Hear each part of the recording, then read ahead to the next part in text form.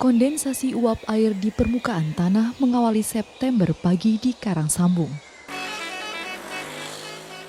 Wilayah ini berada di jalur pegunungan Serayu Selatan, sekitar 20 km sebelah utara di kota Kebumen, Jawa Tengah.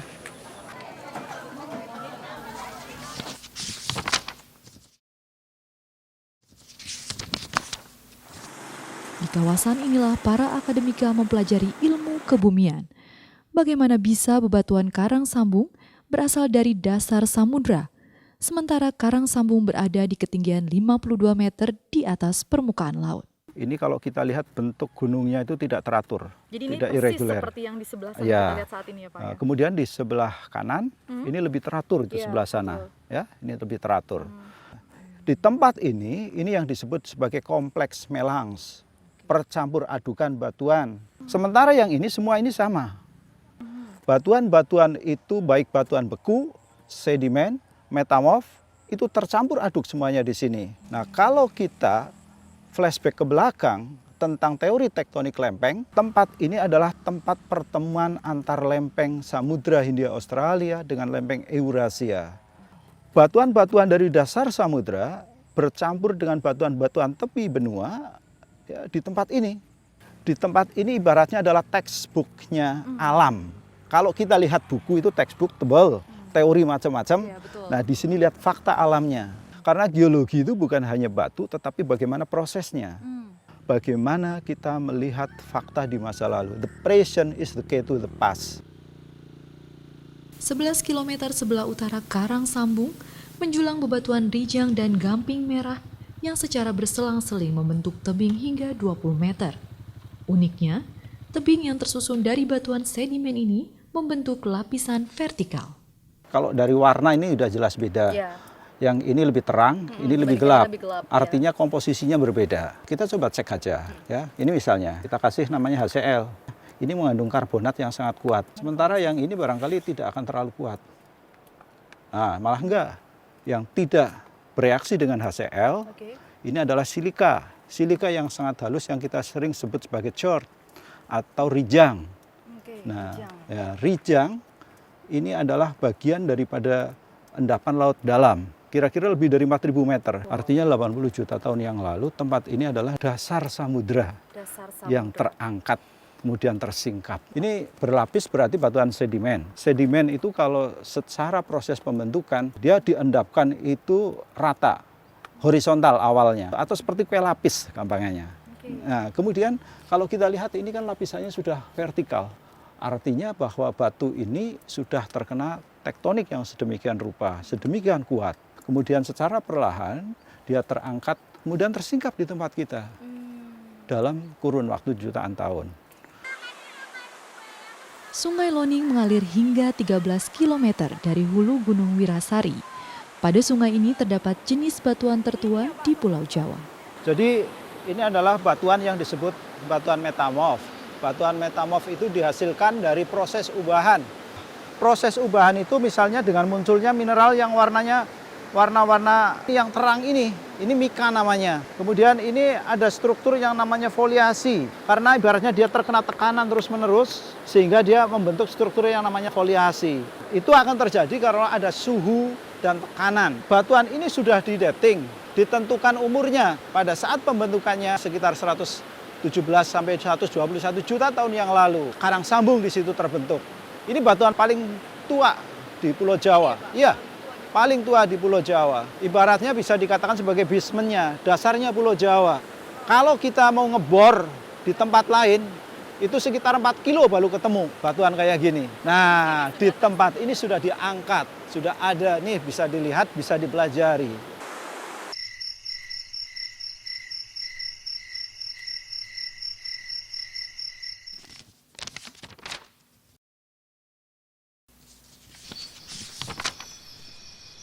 Mempelajari bentang alam atau geomorfologi dapat diamati langsung di puncak Bukit Wagir Sambeng.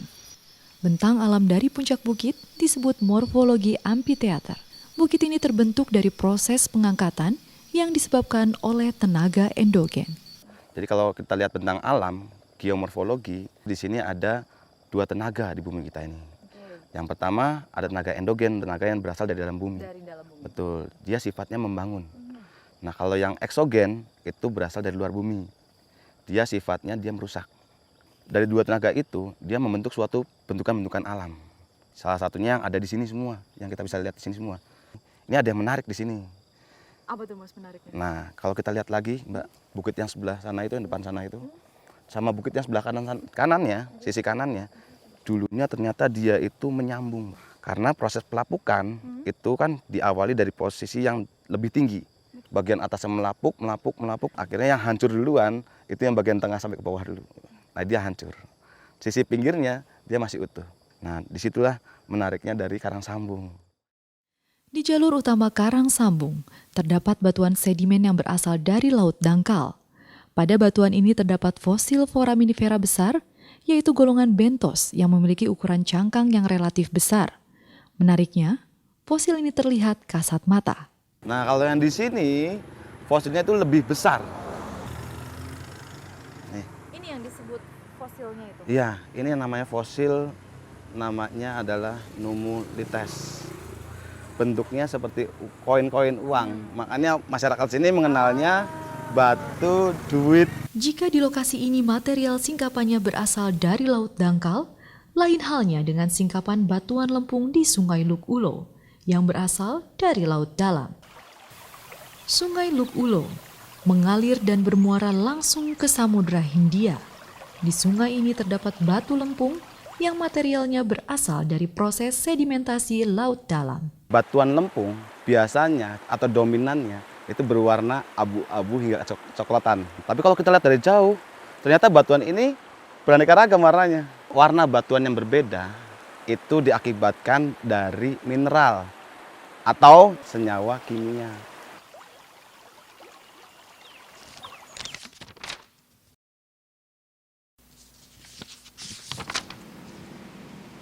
Selaranda atau watu randa dalam bahasa setempat berarti batu janda. Watu randa terbentuk dari pelongsoran material vulkanik dari aktivitas magma sekitar 25 juta tahun lampau yang kemudian diendapkan menjadi batuan sedimen breksi. Di Sungai Kalijaya, 3 batuan berbeda tersusun membentuk kemiringan yang sama mengarah ke selatan. Bentukan ini memberi gambaran bahwa telah terjadi pertemuan 2 gaya dan tekanan dari arah selatan dan utara yang mempengaruhi bebatuan di sekitarnya. Jadi ini ada 3 ya.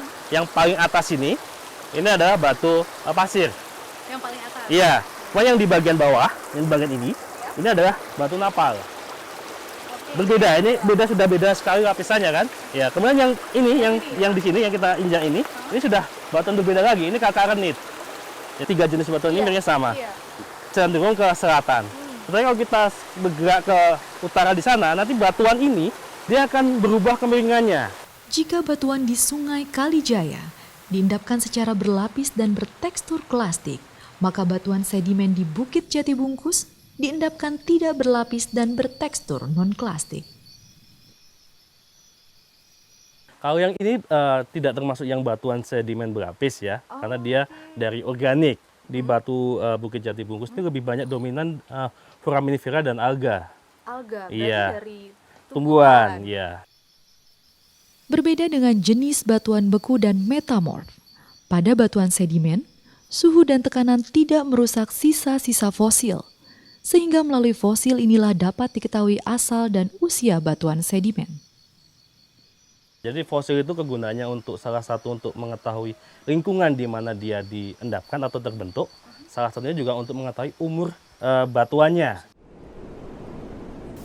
Selain jenis batuan sedimen, di Karang Sambung juga terdapat jenis batuan beku dari hasil pembekuan magma. Bukit Parang misalnya, terbentuk karena aktivitas magma di perut bumi yang menerobos ke permukaan. Namun, terlanjur membeku karena pendinginan sebelum naik ke permukaan. Jadi, bisa dikatakan bahwa bukit ini gagal menjadi gunung api. Yang menarik di sini nih lihat ada bentuk-bentuk kolom seperti ini kan, ya bentuk kolom itu yang disebut kolumnar join. Karena dia terbentuk akibat proses dari kontraksi pada waktu dia pembekuan magma itu. dia magmanya menerobos, mengintrusi, kontak dengan bidang pendinginan. Nah, disitulah terbentuk namanya columnar joint-nya itu. Iya, batunya batu beku intrusi, namanya batu diabas. Di batunya itu ada pertumbuhan mineral yang kita sebut diabasik. Kalau dari usianya sendiri, itu bisa diketahui, Pak? Ini kalau berdasarkan dari radioaktifnya itu sekitar 26 sampai 36 juta tahun. Kalau ini harus menggunakan radioaktif, karena batuan beku itu tidak ada fosilnya.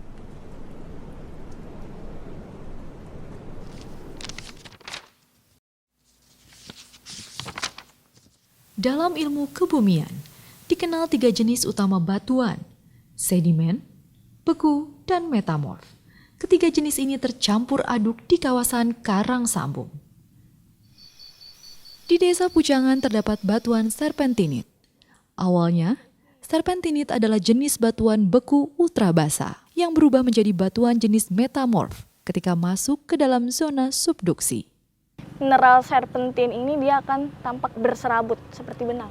Di singkapan ini banyak sekali kekar-kekar. Ini menunjukkan kalau dulu memang waktu dia masih menjadi batuan beku, kemudian kena panas, kena tekanan. Nah, batuan si peridotit dan dunit ini yang awalnya dia merupakan salah satu penyusun kerak samudra, akhirnya terubah menjadi serpentinit. Pada situs Watu Kelir, 2 batuan berbeda jenis berada di area yang sama. Batuan lava bantal merupakan batuan beku yang terbentuk dari pembekuan magma di bawah permukaan air laut, berada tak jauh dari batuan rijang dan gamping merah yang merupakan batuan jenis sedimen yang diendapkan di laut dalam. Meski tak lazim, kedua jenis bebatuan ini menghasilkan keindahan proses geologi yang hanya ditemukan di kawasan cagar alam geologi Karang Sambung. Kalau lava biasanya kita identik dengan gunung api. Tetapi lava yang membentuk singkapan ini tidak berasal dari gunung api, tapi berasal dari perut bumi secara langsung. Magma yang memang dari perut bumi, kemudian dia menerobos masuk karena ada kerak samudra yang pecah. Karena ada rekahan itu, lava yang dari perut bumi dia naik ke atas. Lavanya naik ke atas? Lava naik ke atas, padahal di atasnya ada air. Oh, oke. Nah, ini di tengah samudra. Karena tekanan dari air di samudra itulah, maka bentukan-bentukan bantal ini akan muncul. Akan muncul seperti ini ya, bulat-bulat Seperti ini. Dari lokasi ini ada keunikannya lagi. Ini namanya batuan gamping merah dan rijang. Antara lava bantal dan gamping merah rijang, mereka sama-sama penghuni dasar samudra. Namun, sebenarnya tempat pembentukan mereka sendiri-sendiri. Lava bantal, batuan beku, sedangkan ini batuan sedimen. Di titik ini mereka berdua bisa bertemu. Kenapa mereka bisa bertemu? Karena di Karang Sambung terjadi suatu peristiwa tektonik lempeng.